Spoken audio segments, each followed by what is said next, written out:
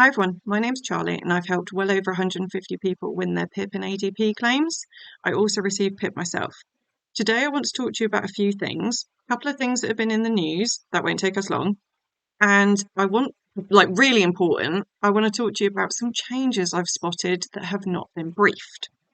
So let's do the news bit first. This one is basically about what was in. Do you remember the video I did about what the government was saying with they're going to reduce the number of people getting PIP and ADP, and they keep mentioning mental health conditions? Okay, so this article is basically someone in the government said something and they all focused on it about the younger people earn or learn. Nothing's been confirmed. Okay, so that's that article done. This one about PIP have stopped so many claims.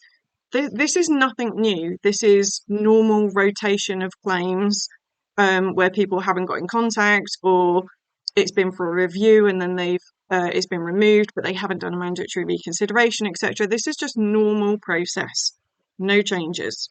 Okay. This one, which came out on the 9th of January, this isn't new. This is every April, there's usually an increase because cost of living has gone up. That's all this is. When it says 8 new payment levels, all they've done is broken it down to if you get enhanced in daily living and standard in mobility, it's this. They've just broken it down. It's just normal business as usual. It's just business as usual. There is no change. The government hasn't done anything that's been briefed in the newspapers. Okay, I know I said the news bit wouldn't take long, but you didn't think it would be that quick, did you?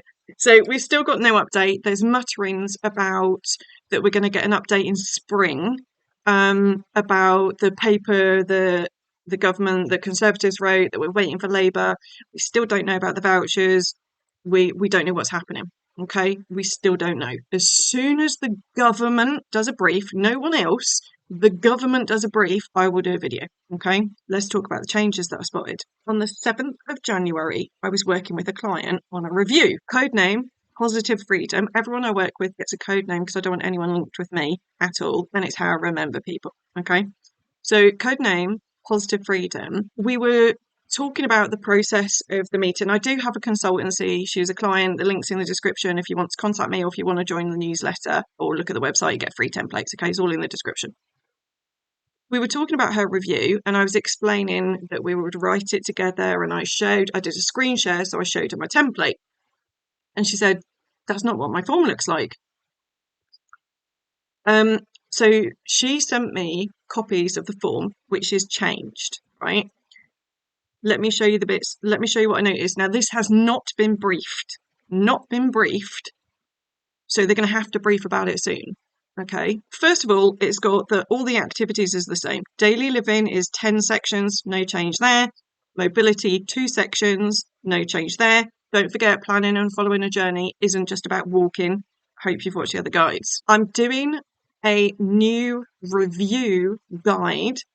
I'm going to film it this week. Hopefully it'll be out next week. I've just had a video come out, a new guide about claim forms, because you voted that that's what you wanted from me when I did a poll in my community tab. I don't know if you need to join that or whatever it is, but that community tab's amazing. It's so helpful getting you tell me what you want instead of me guessing. The new guide, which is the best guide I've ever done, is about 3 hours, and I have broken some of those videos down. Anyway, in that guide, I compare ADP, which is Adult Disability Payment, which is a Scottish version of PIP.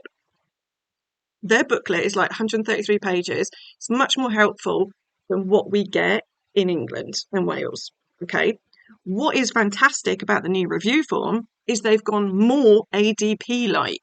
So let me show you an example. I'm very excited about this. Right. So I'm just showing you the dressing and dressing. Okay. So you can see, can you manage the activity safely? Yes. Do you need to use an aid? Right. Pay attention, everyone. Pay attention. This is normal. Do you need to use an aid? What aid do you use and how often? Normal. That's it on that. Oh, prompting. Normal. Do you need help from another person? Normal. Not normal. This is new. Please tell us why and when these needs began. I find that very awkward.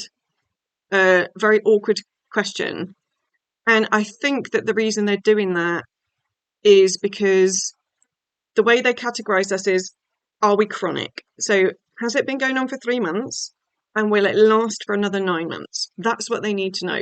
But I'll talk more about that when I do the guide because I have to have a think about that one. Right. So that's new. Okay. Remember what I said about the aids. Right. Let's go to the other bit. Wait for it. Wait for it. Moving around. Do you need to use a prescribed aid to help you walk? Prescribed aid. Now, they do love it if occupational health have visited you and issued you with aids.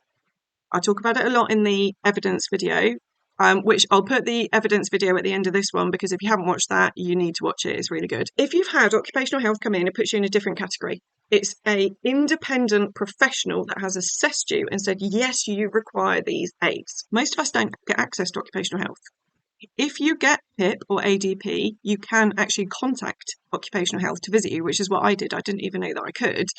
They came round and issued me with aids that I didn't have because I just brought some myself, which is what's normal. Quite a lot of us will buy walking sticks at car boots or off Amazon. By the way, I do have a link in the description of aids that I've tried and tested that are good that are on Amazon, right? Anyway, most of us don't have prescribed aids. A lot of people, you don't even know about the stuff until you watch some of my videos, and we buy them ourselves. And what is concerning me is, why is it only in the walking bit that they're saying prescribed aids? What about the millions of people, because it's probably going to be millions of us, like I brought my own Zimmer frame. From 11 o'clock onwards in the morning, I have to pretty much use that Zimmer frame. I might get a couple of days a year where I'm feeling like really fit, and I don't need it for a short walk, but that's it. I don't understand if they're going to implement this, who is the people that's supposed to be prescribing the aids? I don't understand who could prescribe us. I have never heard of a GP prescribing the use of a Zimmer frame. Occupational health, yes, but it's difficult to get access to them, and they only have a set budget. So they have to be tight with their budget because you get it for free from occupational health, right? So they've got to be tight with their budget because of, how many people they've got to see and the people in need. So that's not going to be enough for all of us. Let's check ChatGPT and see who it says can prescribe, because I still don't get it. When it comes to personal independence payment and adult disability payment, it states, do you use a prescribed aid when walking, moving around? Can you tell me what medical professionals are able to prescribe aids for walking?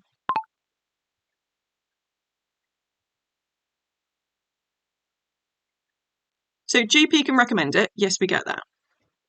Physio. Okay, physio, right? Great. Occupational therapist, yes, but it's hard to get access to them. Rehabilitation specialists, neurologists, virtual services, private suppliers. Right, so when they say prescribed, they could mean recommended. But right here, I think it's going to be the physios. Physios and occupational therapy, that's going to be the ones for us. I think this is a big difference. Well, I don't think it's a big difference, isn't it? This is going to impact us. So it's going to be interesting to see when they actually brief about the changes. Now, I did spot one other change, but this isn't going to affect many of you. This bit, planning and following a journey. Do you need help from another person?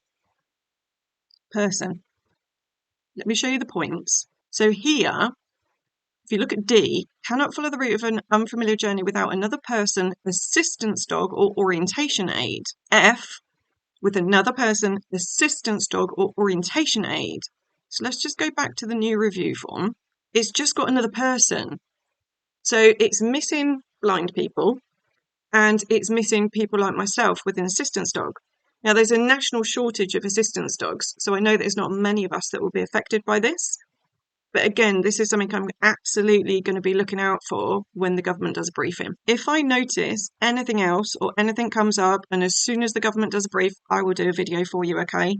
My request to you, especially those of you suffering from depression and anxiety, stop getting caught up in the social media negativity about PIP and ADP.